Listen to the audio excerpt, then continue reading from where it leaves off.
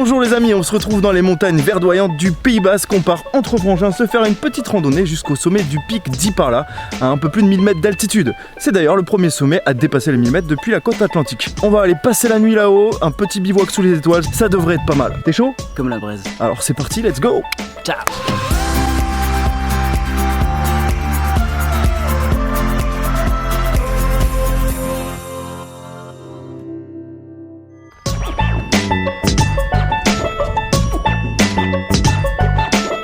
Depuis une petite ferme, on a suivi une piste qui nous a amené au col en dessous du pic d'Iparla où on a passé la nuit avant de redescendre le lendemain matin.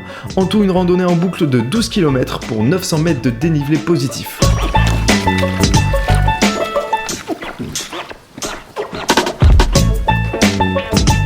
Donc en avançant sur le chemin, on voit qu'il y a une fleur qui borde un petit peu le sentier. C'est la digitale pourpre. Digitale parce qu'on voit que sa fleur elle est en forme de dé à coudre, on aurait presque envie de mettre les doigts dedans. Mais surtout pas, attention, il y a danger, c'est très toxique. Et d'ailleurs pour la petite histoire, sous Louis XIV, il y a la marquise de Brinvilliers qui en a bien usé de cette plante. Elle s'amusait à faire des petits cookies, des infusions, et elle allait faire un petit tour à l'hôpital voir les personnes qui étaient en fin de vie. Vous voulez un petit cookie, vous voulez une petite infusion, Madame Bernard, Madame Bertrand, Madame Josette, un petit cookie, une petite infusion. En fait, elle perfectionnait ses dosages pour que les morts paraissent naturelles. Et avec ça, elle a empoisonné son père, ses deux frères, sa sœur pour une sombre histoire d'héritage. Enfin bon, pas très cool la marquise. Tout ça pour dire qu'il faut pas y toucher. Allez, on continue.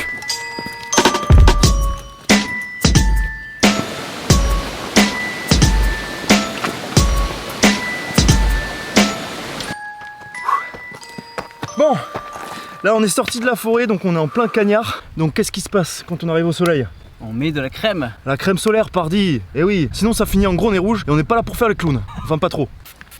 On tartine, sinon on finit comme des merguez. Des lunettes de qualité, Force 3 ou 4, et oui. Bon pour le style après vous faites comme vous voulez. Hein. Peut-être même faire péter le short. Et les mollets, ça leur fait plaisir de prendre le soleil aussi. Hein. Faut pas les oublier les mollets. Hein. Ah on se sent mieux. Bon, on est reparti? On est reparti.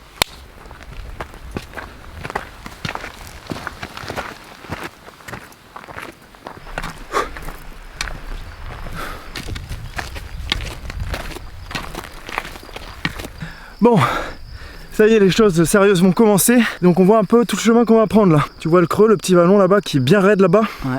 C'est par là qu'on va monter. Donc là, autant te dire qu'on va se bouffer 300 mètres d'un coup. On va rejoindre les crêtes, on va passer tout par là. Et on a le pic qui est là-bas. Et on se bouffe la montée quoi, dré dans le pentu, c'est parti. Chaud? Chaud. Let's go.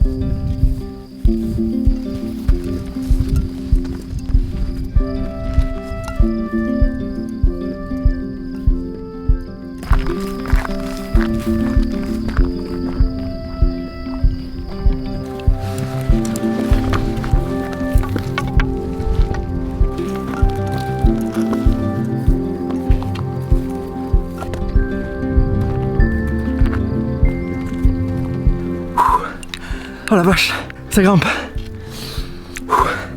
Ça va Nico? Ça va, ça pousse sur les cuisseaux quoi. Allez, on est à 2 pas du col. Ouais. Alors moi cette beauté.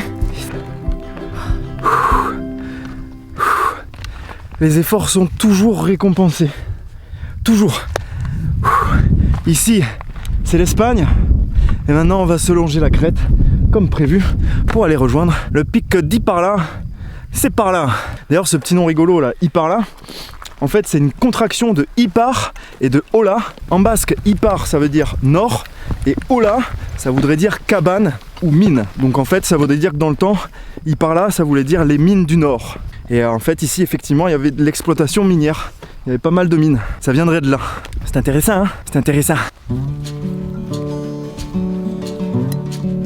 Et voilà, on y est quoi. Alors, c'est comment on l'a vu?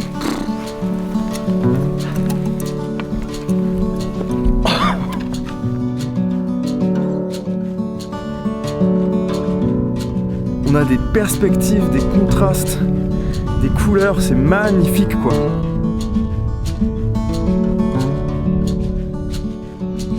Bon, maintenant on va chercher le spot pour dormir ce soir. On se retrouve quand on a trouvé ça. Allez, à de suite.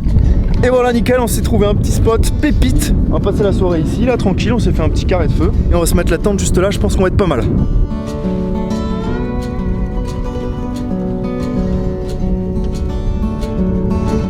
Bon, on s'est couvert parce que mine de rien, il y a un petit vent frais qui s'est levé. Mais enfin, on est quand même pas trop mal.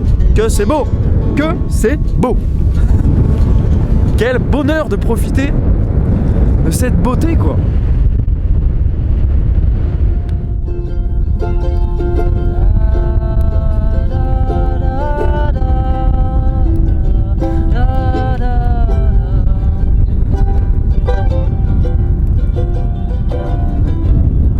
Ça c'est du bonheur, on va attendre que les braises se fassent, le jour va tomber tranquillement et on va commencer à cuisiner. Ce soir pour se la régaler on se fait une pierrade, on va se mettre une pierre sur le feu, bien chaude, et dessus on va se faire cuire des galettes de farine de blé. Donc je vais mettre un petit peu de farine là-dedans, hop, un petit peu de sel bien sûr, et un petit peu d'eau. On pétrit pendant 10 minutes. Maintenant que ça c'est fait on va mettre la pierre dans le feu.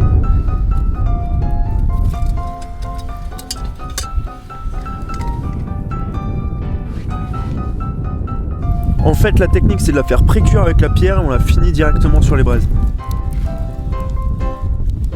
Alors moi, ça, s'il a une belle couleur. Hein? Vas-y, on va se mettre un petit peu de mousse. Oh là là. C'est la réré. C'est la régalade. Sur ce, on va s'éteindre le feu, on va aller mettre la viande dans le torchon et on se retrouve demain matin pour le lever de soleil. Allez, bisous.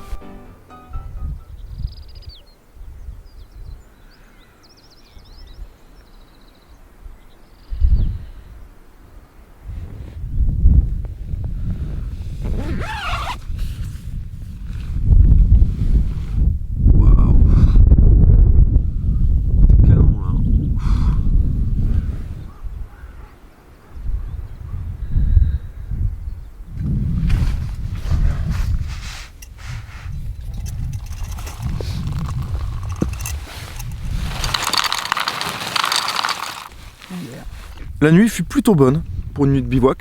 Qu'est-ce que t'en penses? Tu mettrais combien sur 10? 6, 7.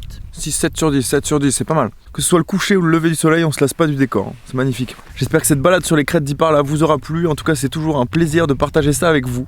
On vous laisse avec la vue et en chanson, comme d'habitude. À la semaine prochaine, portez-vous bien. Ciao. Dans la montagne, qu'est-ce qu'on est bien, les pieds sur terre, si près du ciel, on peut rêver plus haut, côtoyer les oiseaux, les sommets, les ruisseaux, oh quel cadeau, les sommets, les ruisseaux, oh quel cadeau.